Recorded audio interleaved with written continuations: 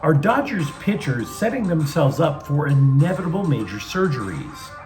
Lynn swears by taking baby steps with the USC defense, and D'Angelo Russell sets a Lakers record that nobody should care about. Good morning. I'm James. This is your daily dose of sports and snark for the greatest sports city in the world, Los Angeles. This is the faithful Angelenos morning report. So it is March 24th, 2024. It is also Sunday, the Lord's Day. Take a moment. Thank God for the blessings in your life. And if you believe in blessings, LA Sports is right there. If you like being in the know about LA Sports, click the like button. Click the subscribe button. There's a notification bell. Hit that. It'll let you know when we drop new content. Sharing is caring. Let people know we exist, and by all means, comment. I try to get back to every last one of you guys. Now, before we go through the news and notes, a look at the scoreboard. Vladislav Gavrikov scored the game winner in overtime as the Kings edged Tampa Bay 4-3. Meanwhile, over, frankly, near where I am in St. Loser, Missouri, the Galaxy wound up defeating Sporting Kansas City 3-2. LA rallied from a 2-0 halftime deficit on the road. Dejan Joveljic with his 5th goal of the year, Marky Delgado with the game winner. And the Black and Gold's offense finally functions. Dennis Bouanga with his first 2 goals of the season. LAFC defeated Nashville. Frankly, they beat the hell out of Nashville, 5-0. Meanwhile, today, Indiana is at the Lakers at 7. A rematch of the in-season tournament final. Ooh, pinch me. And Philadelphia is at the Clippers at 12:30. The Sixers are out without Joel Embiid, the 25th consecutive game that he has missed after a knee procedure. But let's get to the news. I was reading this really fascinating article in The Athletic, how for pitchers, this could be the year of the splitter. Now, for those of you who only know about what a fastball looks like, what a curve is supposed to look like, a splitter used to be called the split-fingered fastball. You would hold the ball. Imagine you own an iPhone. Many of you guys do. If you actually held the iPhone between your index and middle fingers, this would be how you would hold the baseball. Not like this. You would literally hold it that split. Now the effect is the ball comes at you like a fastball and then literally just dives under your bat at the last minute. Super popular pitch in the 1980s and 1990s, but then it went bye-bye. Why? Well, it was pretty much seen as the express route to Tommy John surgery because of the stress that it puts on your elbow. And so that got me to thinking about the Dodgers. Clayton Kershaw throws a splitter. He does it as a changeup. Tony Gonsolin does. Shohei Ohtani throws a splitter. So did former Dodgers Shelby Miller, Yu Darvish, and Kenta Maeda. Now, except for Kershaw, all of them throwing the splitters had major elbow surgery. Kershaw, by the way, had shoulder surgery, so there is a difference there. A doctor told me that any pitch thrown with these 2 fingers split that wide apart runs the risk of something called ulnar nerve inflammation. That is the nerve that runs alongside the forearm from the elbow toward your pinky. The stress from that, of course, leads to elbow pain, which leads to Tommy John surgery, which means you're out for a year and a half. So you're sacrificing, theoretically, by throwing that particular pitch. Oh, it gets a lot of batters out, but you wind up losing a year and a half of your career right when it's getting good. And by the way, do you know who else throws a split-fingered fastball as his out pitch? Yoshinobu Yamamoto. So, something to think about if he winds up having to go under the knife. Meanwhile, a Major League scout says the Dodgers have the worst infield in baseball because Mookie Betts is playing shortstop. This is according to the New York Post. Why? Well, the scribe, oddly enough, did not ask the scout to get into specifics. But just looking at it, you got to admit it's going to be challenging to Freddie Freeman to watch throws coming from Max Muncy at third or Gavin Lux anywhere. It just is. USC defensive coordinator Lynn is following through on his promise to take things extremely slow with Trojans players. Quote, the guys have been eager. They've been flying around the first 2 days. It's a new scheme. So there's definitely some stuff we've had to correct, but it's been good stuff. It's good to get the kinks out early, unquote.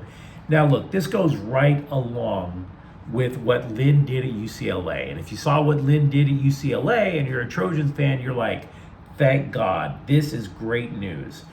Back to the basics. No matter how annoying it is, no matter if you think you've got it down, we're going to do it again because it didn't show up in the game.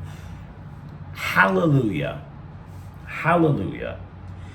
Because if you're a Trojans fan and you're even remotely honest with yourself, USC has been fundamentally poor in many phases of defense. Even such simple things such as, what's the word? Tackling, right? Couldn't even get that down. So because of this, and because of what happened to UCLA last year, and because of what happened to the Rams last year, I'm becoming this huge fan of taking things annoyingly slow. Because if you recall, last year the Rams, they did the same thing. They drafted a ton of rookies on defense, and Raheem Morris and the coaching staff intentionally slowed it down. Stuff that should be patently obvious. They were teaching them how to put on their pads, how to run a 40 for Pete's sakes, how to hit a blocking sled. Stuff you would think you would have down without even thinking about it. They assumed you didn't know. And the difference showed up with the Rams, the difference showed up with UCLA, and theoretically you would hope it would show up with USC. Quote, installation has been slow. We'll start getting into new stuff next week. Unquote. Meanwhile, end Braylon Shelby said new defensive line coach Eric Henderson, quote, has been teaching me some things I haven't even known yet, unquote.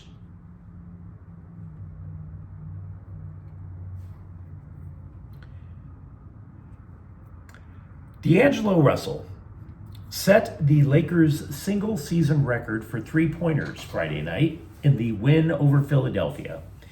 And I would be remiss if I didn't say that it impressed absolutely nobody. Nick Van Exel held the previous mark with 183. Now, I don't even know how many three-pointers Russell has now. I just know he has more than Van Exel. The reason that it's no big deal is because the Lakers have never been about chucking up threes. I would argue there have been very few teams that have been consistent threats from the outside anyway. Prime Golden State, for example, they've always been a threat from beyond the arc. But the Lakers almost always have a dominant inside game, so they must have figured, why the hell bother? Shaq ain't going to be shooting threes. Stu Lance, the longtime Lakers color commentator, used to call shooting from behind the three-point line the land of the loss, if you remember that. That's how little the Lakers have thought of shooting threes. And to be honest with you, I'm pretty much okay with it. If you look at the top 10 list of Lakers who shot from beyond the three-point line, it's an abomination. Completely bad. The list of alleged sharpshooters of Laker history includes Chucky Atkins, Jody Meeks, Nick Young. Anybody remember Swaggy P, right? Nobody's rolling out a red carpet for them, not even at a Sizzler. Meanwhile, rookie Jalen Hood-Schifino had back surgery. Back surgery. As a rookie.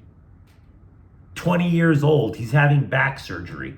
Now look, in all honesty, a lumbar microdiscectomy isn't like getting your spine fused, okay? But that can't sound positive when you're 20 years old and an athlete, right? Who among us wouldn't want to have our back when we were 20 years old? Do you have lower back pain? Wouldn't you prefer to have your 20-year-old spine? I mean, the things you and your girlfriend can do back when you were limber, for Pete's sakes alone. Austin Eckler said he left the Chargers for the Washington Commanders because of, quote, a misalignment, unquote. I would have originally responded, no, it's because you overvalued yourself. But if you think about it a second time, Eckler actually has a point.